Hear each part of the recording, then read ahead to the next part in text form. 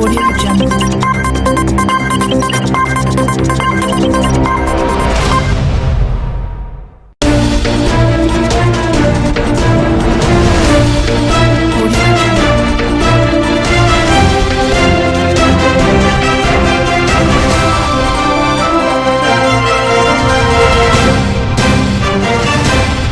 Jungle.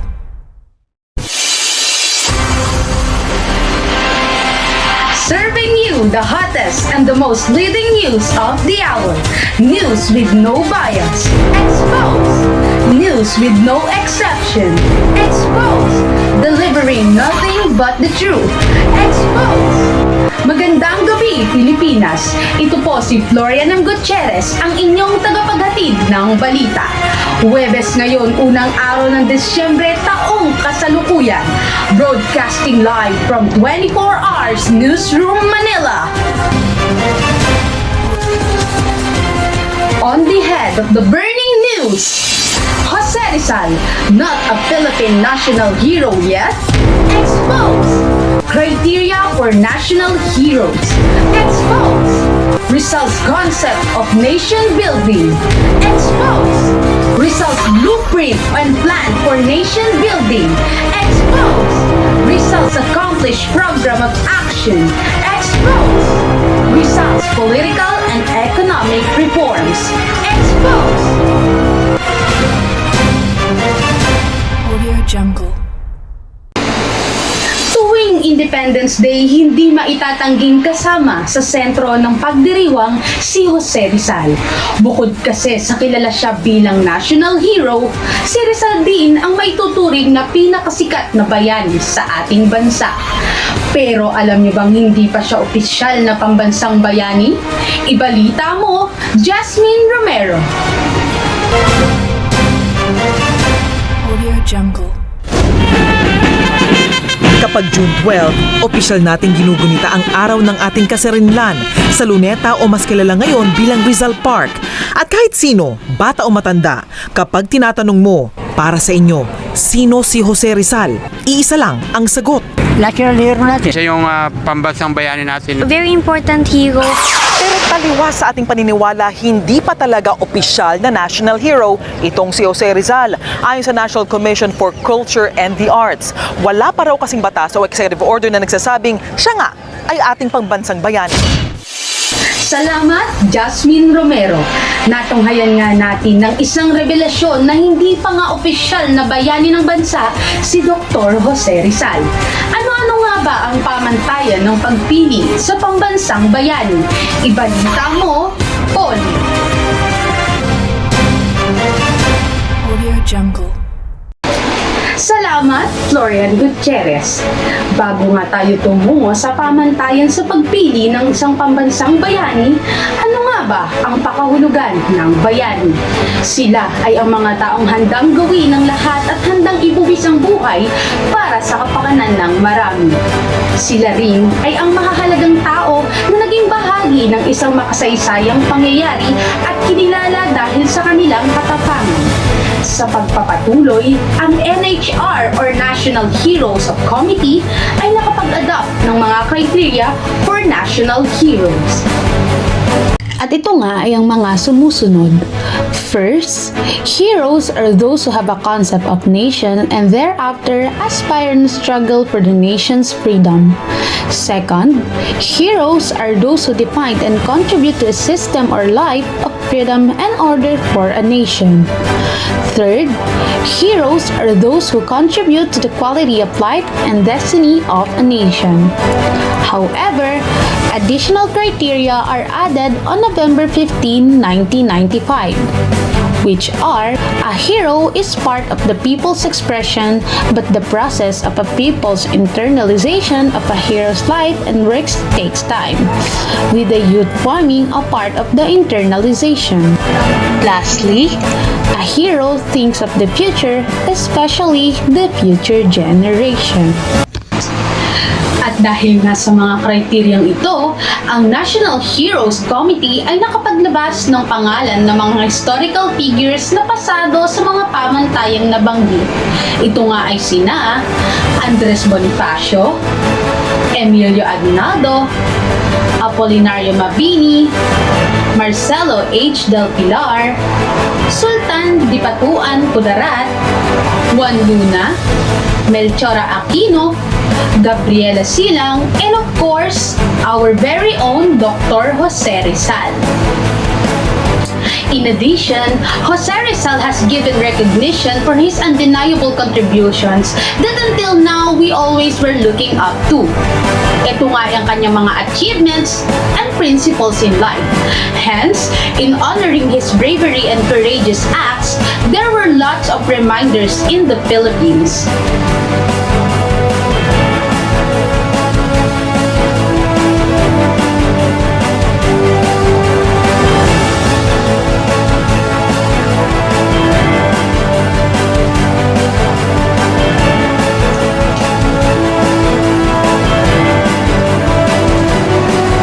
Back to you, Florian.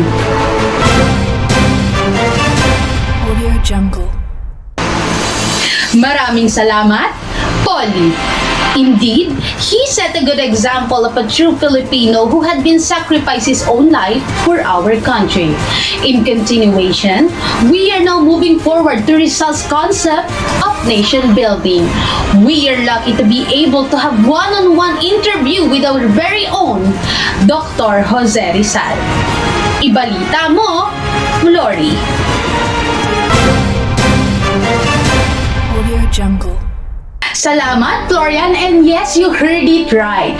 Tayo nga ay mapalad na mapaunlakan ng ating mahal na bayani, Dr. Jose Rizal. Ngayong oras ng ito ay malalaman natin ang kanyang konsepto hinggil sa nation building. But first, let us define what is nation building.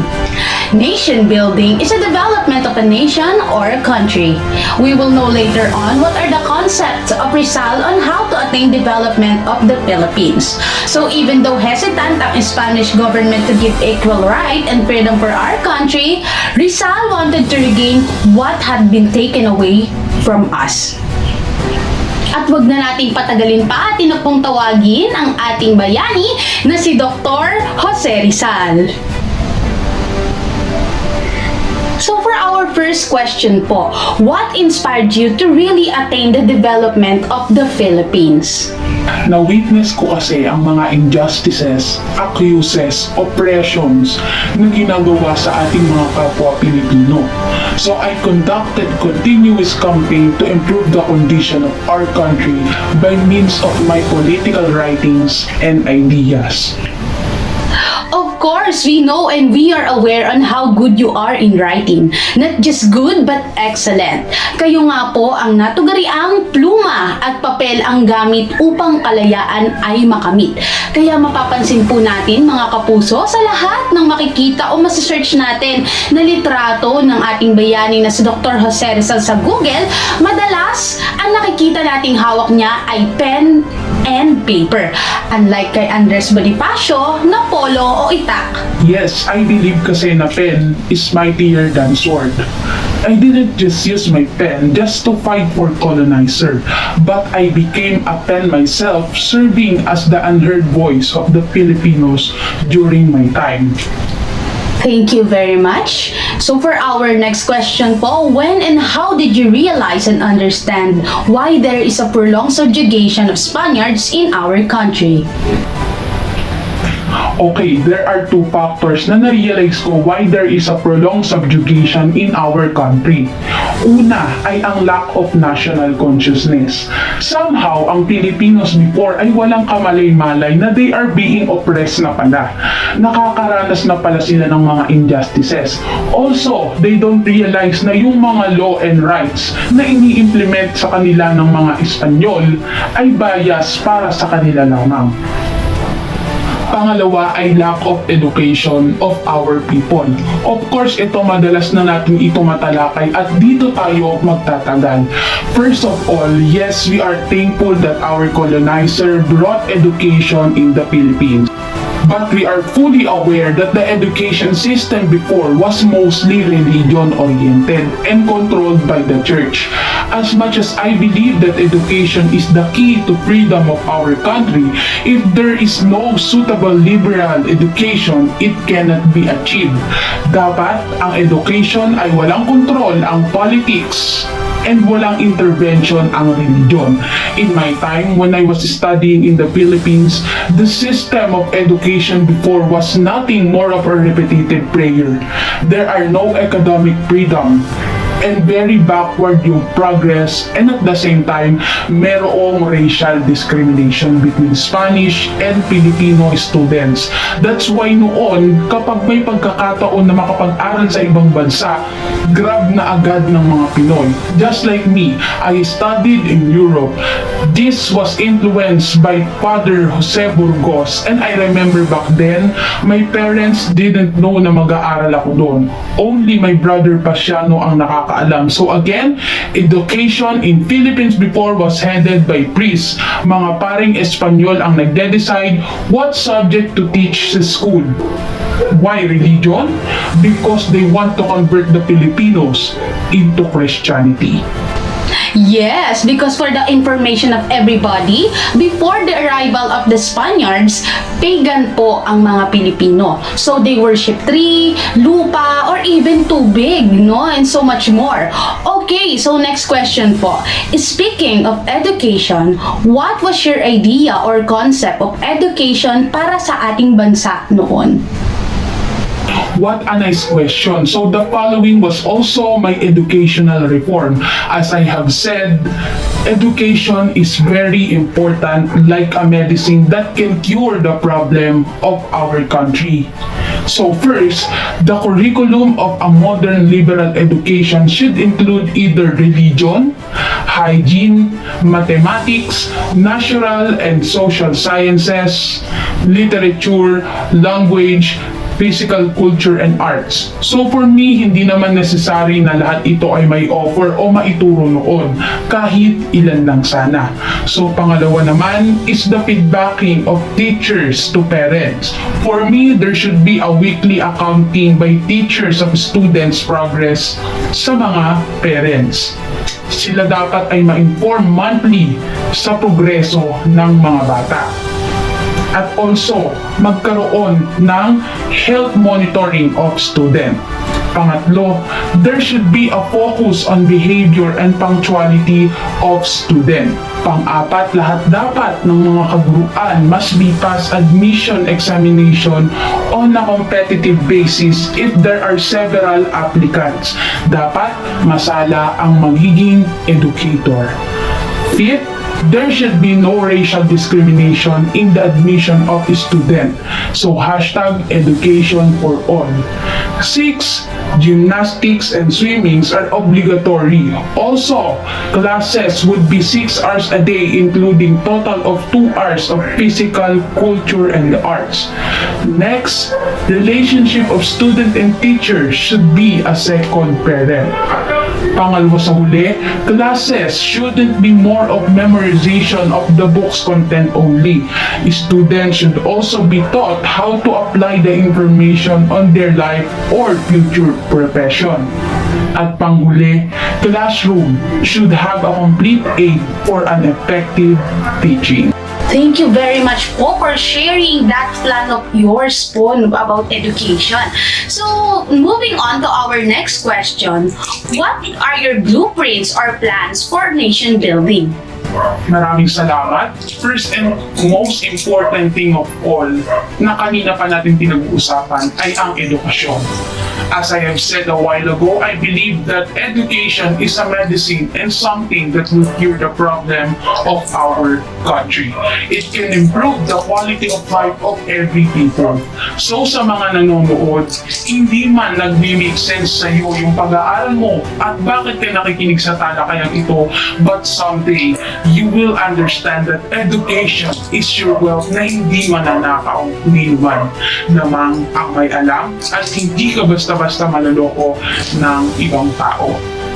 Second, is instilling racial pride and dignity. This one naman is my goal to make the Filipino to nurture our self-esteem and love for our country, to boost the self-confidence and for them to be able to know their true identity and to turn them into #Proud Filipino. Dahil na ang mga Pinoy ay dumaan sa mistingding diskriminasyon sa kamay ng mga Espanyol, bumaba ang tingin nila sa sarili nila. One of the reasons why Filipinos are tamad because the feeling of inferiority. Like in their mind, naiisip nila, okay, dito lang kami. Hindi kami pwedeng makipagsabayan. At hindi namin kayang lampasan ang kayang gawin ng colonizer. It's like they set their own boundary. Pangatlo is promotion of national consciousness. In order for us to attain development, kailangan may pakialam tayo sa nangyayari sa bansa natin. As I mentioned earlier, Filipinos has no idea that the Spaniards are doing all the law and rights for their benefit mostly. Pang-apat is reorientation of values and attitude. In order for us to step up as a nation, we need to change our negative attitude na meron tayo, such as bahala na attitude o ningas kugon. Yung excited ka lang sa unang gawin ng mga bagay as well as grab mentality at manyana habit. And lastly, willingness to sacrifice for our country. Sacrificing for our country doesn't necessarily mean na mamatay ka para sa bansa. Sacrificing for our country is to serve the Philippines first before we serve the other country. What a good plan, and indeed that the paramount problem during your time was the development of national consciousness. Thank you so much for giving us the time to really explain us what you did and contribute for the freedom of our nation. At nalaman nga natin ang konsepto ni Jose Rizal patungkol sa nation building. Nawa ay marami po kayong napulot na aral at mas nakilala niyo po ng lubusan ang ating bayani na si Dr. Jose Rizal.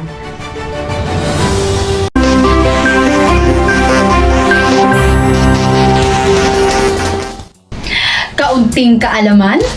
Alam naman natin na si Rizal bilang isang simbolo ng ating nasyon ay maraming planong programa na natupad habang siya ay nabubuhay. Ito nga ay ang mga sumusunod. Una, Jose Rizal organized a group of Filipino students in Madrid that would use their varied talents to work for a solution to Philippine problem. Ito nga ay tinawag nilang Círculo Hispano-Filipino. Ito ay na-establish sa Spain. It is an organization na humihingi ng reform sa Spanish government. Rizal also made a newspaper in this organization called Revista del Círculo Hispano-Filipino. Pangalawa, from the records in the vast Filipiniana collection of the British Museum, Rizal had pieced together the past history of the Philippines, which revealed that even before the coming of the Spaniards, the Filipinos already had a developed culture. And of these records, he chose to annotate Antonio Morga's Sucesos de las Islas Filipinas, or in translation, Events in the Philippine Islands. It is all about his personal experience and other documentation noong pumunta siya dito sa ating bansang Pilipinas. Pangatlo, similar and inspired sa libro ni Harriet Beecher Stowe na pinamagatang Uncle Tom's Cabin at sa libro ni Eugene Seuss na pinamagatang The Wandering Jew, Rizal also proposed writing a book which would deal with the various aspects of Filipino life. That book would be the project of Círculo Hispano-Filipino, with each member contributing a chapter, at ito nga ay ang librong pinamagatang Noli Me Tangere. Supposedly, the Noli Me Tangere was a collaborative work with the members of Círculo Hispano-Filipino, but unfortunately, ang mga miyembro nito ay gustong gumawa ng libro about women. But Rizal, on the other hand, want to make a book about conditions of the Philippines. Eventually, sinolo na lang ni Rizal ang paggawa ng book ng No Limit Tangere.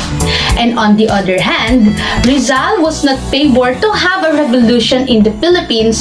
That's why he wrote El Filibusterismo. His motive in writing is to open the eyes of the Filipinos that revolution isn't the key to attain the independence of the Philippines. However, Rizal wasn't heard by the Filipinos. Pang-apat, he wrote The Indolence of the Filipino, which came out as a series of articles in La Solidaridad from July 15 to September 15, 1899. This is the essay that represents Rizal's defense of the Filipinos to Spaniards sa tanong na tamad nga ba ang mga Filipino? That's the questions that was answered in the said article that he wrote. Other than that, he also stated in the article the factors and reason kung bakit nga ba hindi tamad ang mga Pinoy. Panglima, he also established organization called La Liga Filipina.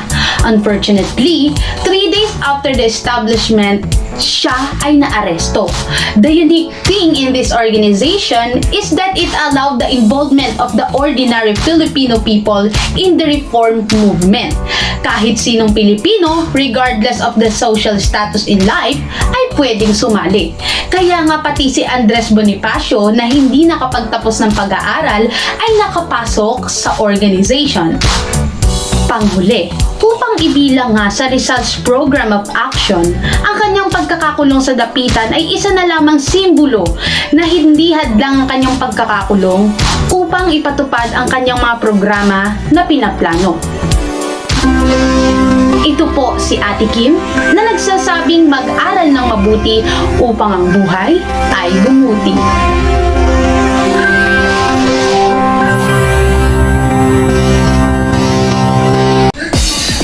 Chika Minute!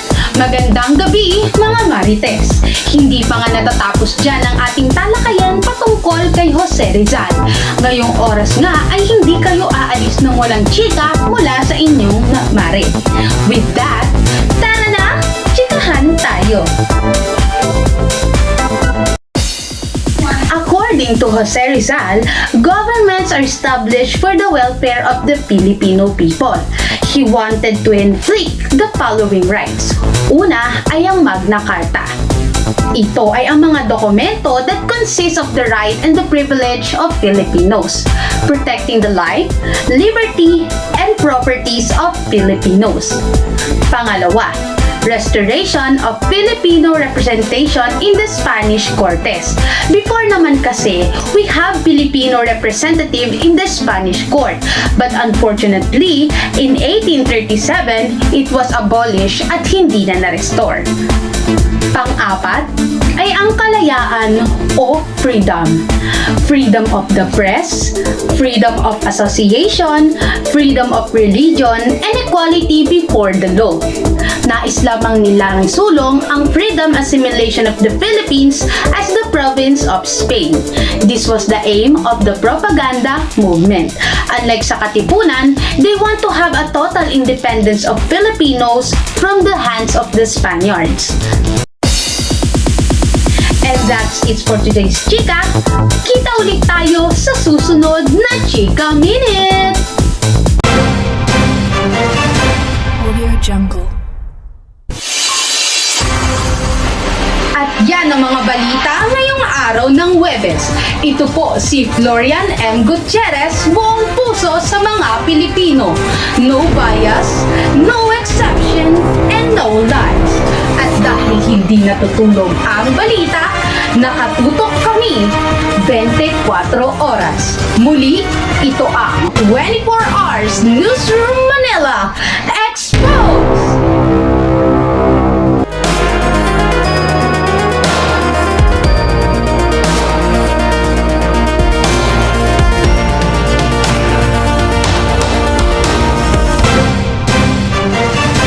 Audio Jungle.